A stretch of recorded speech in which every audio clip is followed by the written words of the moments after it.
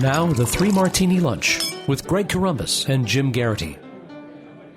And welcome, everyone, to the Friday edition of the Three Martini Lunch, along with Jim Garrity of National Review. I'm Greg Corombos of Radio America. Good, bad, and crazy martinis for conservatives today, as usual.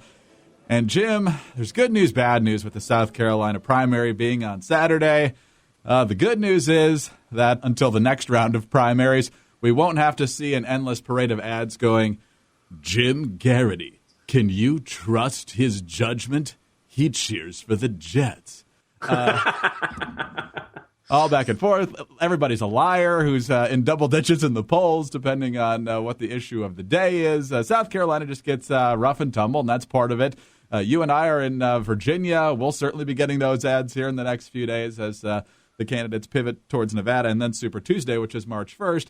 But South Carolina hopefully will be a good martini in one sense, that regardless of how things turn out, hopefully we'll have a smaller field heading into Nevada and Super Tuesday. Right now, we're down to 6 candidates. There's a lot of people who think if Ben Carson, who has consistently said he thinks he can win South Carolina but doesn't seem to be even at 5% in most of the polls, gets drubbed, maybe he gets out. Jeb Bush, there's a lot of reports that his campaign might be towards its latter stages, barring a major upset and strong performance on Saturday. And who knows where else everybody else is going to shake out. There's major expectation games here. And, of course, the money situation is going to factor into all these campaigns. But the idea that we might be down to a smaller field to the candidates that can actually win this thing is probably good for conservatives. Longtime listeners to the Three Martini Lunch, Greg, are going to say, I'm detecting a contradictory train of thought between the two of you.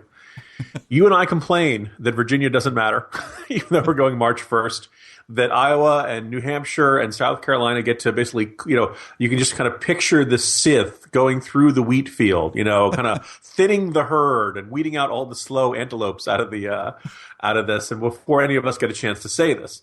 On the other hand, it's been rather annoying that we had 14 aspiring narcissists up on that stage, each one convinced that there is a president looking back at them in the mirror. We had so many people. It's good to, at some point, it's kind of good to say to the guys who don't have a chance, thank you for your time. Thank you for making your sales pitch. The electorate just isn't that interested. Anybody who finishes 4th, 5th, or 6th is going to have a tough time continuing after South Carolina. We can argue about whether or not that's fair. We can argue about who that's going to be. There is one poll out that had Ted Cruz actually 4th. I have a tough time buying that, but it's out there. It's not inconceivable that Marco Rubio ends up coming in 4th behind Jeb Bush. There are a couple polls that have John Kasich up in that 3rd place spot. As you mentioned, it's not easy to see a scenario for Ben Carson here. The polls are not looking good. Yeah, the polls can be wrong, but it's not like you're going to see Ben Carson jump from like 5% to 30% in the next one. You look at all the states coming in March 1st, March 15th, March 8th, the ones coming up. There's not a ton of polling in those states, but generally they've all had 1 or 2. And for these guys, Ben Carson and John Kasich and Jeb Bush, they're all pretty much in single digits. Kasich is the one that baffles me, Greg, because he has spent 2 days this week in Michigan. Michigan votes March 8th. So we've got South Carolina, and Kasich has already announced he's not going to be in South Carolina on primary night. He's not expecting to give any victory speeches. He's probably going to perform not that well. He's going to perform, probably somewhere in the single digits, high single digits or low double digits if he's doing well. Excellent chance he's probably somewhere in that 5 to 10% range. But he's not looking that good in any of the March 1st states either. So by the time Michigan votes, 20 states will have voted. And the guy who everybody was buzzing about having the 2nd place finish in New Hampshire has basically been off the stage and had two or three really bad weeks. Very similar situation for Carson. And Jeb Bush, just how excited are we supposed to be about a 4th place finish in New Hampshire? 4th place in South Carolina, very conceivably, maybe even 5th place. It's very bizarre. The justification for Jeb Bush is going to be very hard after this. There have been rumors about his campaign running out of hard money. We'll see how it shakes out. But the South Carolina is a state that traditionally had been very good to the Bush family. And the idea of Jeb Bush continuing after this, if he performs very badly, is going to be kind of hard for a lot of Republicans to swallow. It's looked like a 3-man race for a while now. I think it's, if it shakes out the way people think it do, which is, Trump will win South Carolina by a decent amount. Either Cruz or Rubio is going to be in second place. And interesting, a lot of the polling has these two guys pretty close to each other. Then maybe at that point it's time to, gold, silver, and bronze, and everybody else go home and kind of focus on this. And also, as these campaigns continue, you generally tend to see the voters tend to congregate around the front runners.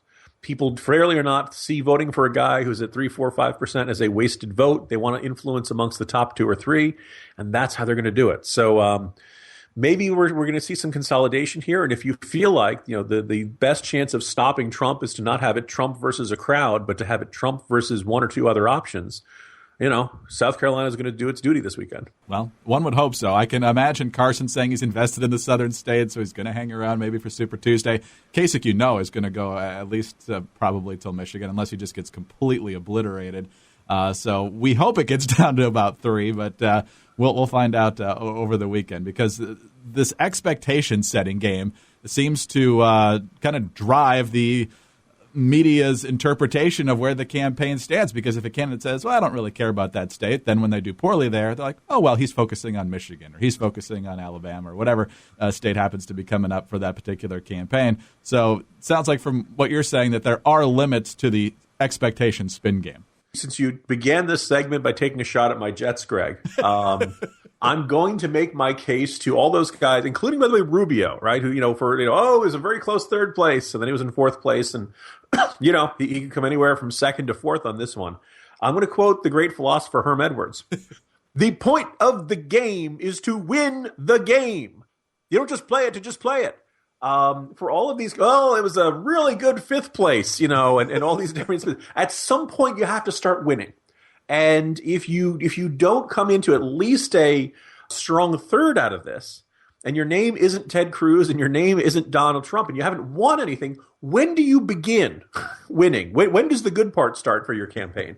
Because for a lot of these guys, the strategy is, and then a miracle happens, and we win Texas or something like that. It just, there's no reason to think you're going to perform badly in South Carolina and then somehow get this amazing shot of momentum in subsequent contests. It reminds me of late last year when we were talking about Trump the board game from the 1980s, and the motto was, it's not whether you win or lose, it's whether you win.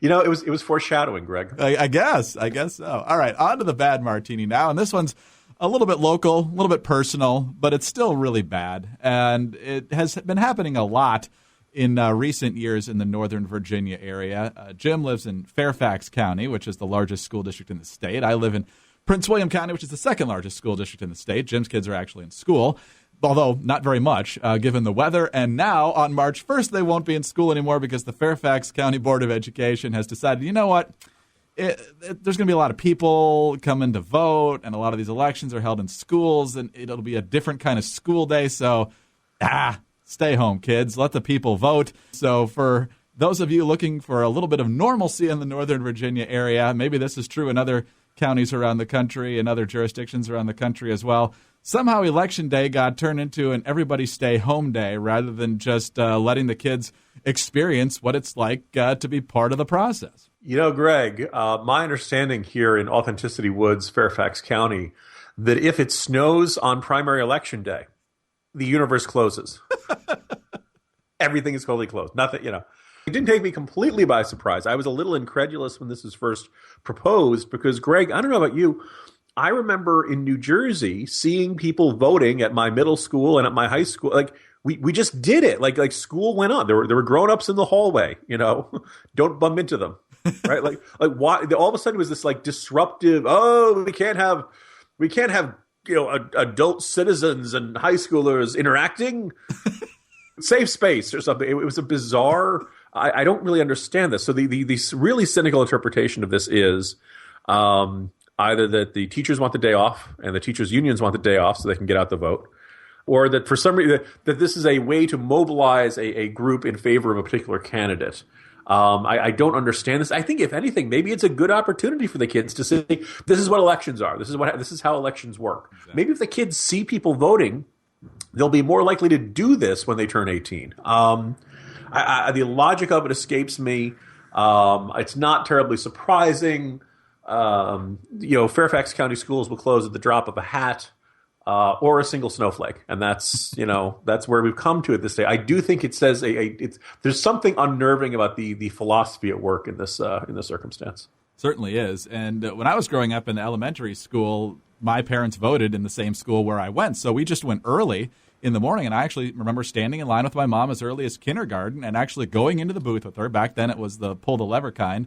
We didn't take a long time, but she would kind of explain what was happening, and we had talked about a lot of the races even before we went to the polls, so I kind of knew what was going on in the races. Just fascinating to watch. I'm sure I was more of a political nerd than a lot of kids, but it was just interesting to be part of the process. And by fourth grade, I was running downstairs after I had been to the polls with my mom, trying to hand in a sheet of notebook paper to the poll worker to to vote. But Greg Columbus's first effort at voter fraud. It's a good thing James O'Keefe wasn't there back then. That would have been trouble. There you go. He was actually saying, "Hey, how do you get this video camera to work?" Somebody's going to make an animated series, Conservative Babies, all about us in our younger years. I do also, while we're on this, we're meandering well off the topic, but I think this is good radio, Greg. So also, I remember the same thing of going into the booth with my parents and at some seeing the lever and all that kind of stuff. And I remember subsequently poll workers saying, "No, you can't bring kids into the booth." And I remember thinking, well, wait, why not? What are you afraid? Like the kid's going to cast the ballot? This is how kids learn, right? They should see this process. This should not be something that's, think about it. They can have access to violent video games and internet porn, but they can't see people casting ballots. Priorities. And enjoy trying to find out something to do with your kids while you still have to go to work, parents in Virginia. Yes. Good. Maybe it's meant to drive down turnout amongst parents. Dastardly plan. Well, you knew it was coming, folks. The crazy martini is Donald Trump's dust-up with Pope Francis. Trump's gotten in a feud with everybody else, so why not the pontiff? This all started with a question, and as you'll hear, as Brett Baer of Fox News reads the transcript, since none of this was in English, or at least the Pope's comments weren't in English, it was a pretty leading question, but here's the question, and the Pope's response is read by Brett Baer of Fox News. The question: Donald Trump in a recent interview said you, the Pope, are a political man and that maybe you are a pawn of the Mexican government as far as immigration policy is concerned. He has said that if elected, he would build a 25-kilometer-long wall along the border. He wants to deport 11 million illegal immigrants, thus separating families, etc. I would like to ask you, first off, what do you think of these accusations against you, and if an American Catholic can vote for someone like this? Pope Francis says, "Thank God he said I was a politician because Aristotle defined the human person as an animal politicus. So at least I'm a human person. As to whether I am a pawn, well, maybe, I don't know. I'll leave that up to your judgment and that of the people. And then a person who thinks only about building walls, wherever they may be, and not building bridges is not Christian. This is not in the gospel. As far as what you said about whether I would advise to vote or not to vote, I am not going to get involved in that. I say only that this man is not Christian if he has said things like that. We must see if he said things in that way, and in this I give the benefit of the doubt." And, of course, Trump came back with his trademark humility. If and when the Vatican is attacked by ISIS, which, as everyone knows, is ISIS's ultimate trophy, I can promise you that the Pope would have only wished and prayed that Donald Trump would have been president. For a religious leader to question a person's faith is disgraceful. I'm proud to be a Christian, and as president, I will not allow Christianity to be consistently attacked and weakened, unlike what is happening now with our current president. No leader, especially a religious leader, should have the right to question another man's religion or faith. They're using the Pope as a pawn, and they should be ashamed of themselves. That's the Mexican government. Oh, Jim, so many different ways to go here. This is Donald Trump, who, of course, made suggestions that Seventh-day Adventism was odd when he was talking about Ben Carson, said that Ted Cruz, his conduct means you got to question whether he's truly an evangelical and all this sorts of thing. But the bottom line here is that Trump has a point that wanting to build a wall or having border security is not unchristian.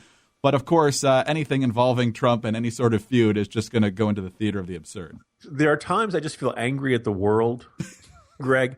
And this is one of those moments where I'm kind of mystified that you realize that so far in this campaign, we've seen Vladimir Putin offer his lengthy opinion of Donald Trump, right? And generally flattering to Trump. And Trump said, "Oh, you said I'm a genius. I like him so far." So I guess that's all Kim Jong-un would need to do. Say nice things about Trump. And suddenly President Trump would be very sympathetic to the needs of the North Korean people. And then the Pope weighs in. I'm waiting. Are we going to get an Abu Bakr al-Baghdadi ISIS statement on Trump? Why does every world leader feel the need? Wasn't England, contemplating legislation to bar him from the country? Yes. I mean, like we have this circumstance in which all kinds of foreign leaders feel the need to weigh in on this. And the interesting thing is that they either don't know or they don't care that at least in the case of the Pope, like this is only going to strengthen Trump amongst his supporters, right? I don't think it's going to be particularly persuasive to those. I'm unnerved to hear the Pope. He says he doesn't want to weigh in on the American presidential election. Some of my colleagues are apparently really up in arms about this. I think some pieces will be going up on National Review Online this afternoon discussing this. One thing that kind of comes out at me, Greg, look, I think of myself as a Catholic, not a particularly good one. I try to be respectful to the Pope. I really love the teachings of the church, but I don't necessarily turn the other cheek on my national security policy. I want to build prosperity. The church is, most members of the church take a vow of poverty, right? I mean, like the priorities of a godly institution and the priorities of a national secular institution are going to diverge at times. And so I don't doubt that Pope Francis's viewpoint on immigration would always be welcome everybody. Everyone is a child of Christ, and you must, reach out to them with an open heart. We also have drug dealers. We also have gangs. We need to balance these competing interests. And I think, in a bizarre circumstance, Trump has a very legitimate point that this statement from the Vatican doesn't really look at the perspective of security, doesn't really look at the perspective of how do we protect people. But again, I just kind of marveling about the fact that, other candidates are talking about, oh, look, this state senator endorsed me. And Trump is fighting the Vatican. I mean, it's kind of like watching, a slap fight next to Godzilla versus Mothra. And what do you think Marco Rubio's thinking? He just got the Nikki Haley endorsement less than 24 hours before, and now nobody's paying attention to that. He's got to be banging his head against the wall somewhere. Or alternately, he's kind of like, Your Holiness, feeling like endorsing? I think I'm the only Catholic left. So here you go. You couldn't script this campaign, that's for sure. Jim, we'll see what happens tomorrow night, and we'll do a full recap and more on Monday. See you then. Looking forward to Monday, Greg. Jim Garrity of National Review. I'm Greg Corombos of Radio America. Thanks for being with us today, and please tune in again on Monday for the next 3 Martini Lunch. Have a good weekend, everyone.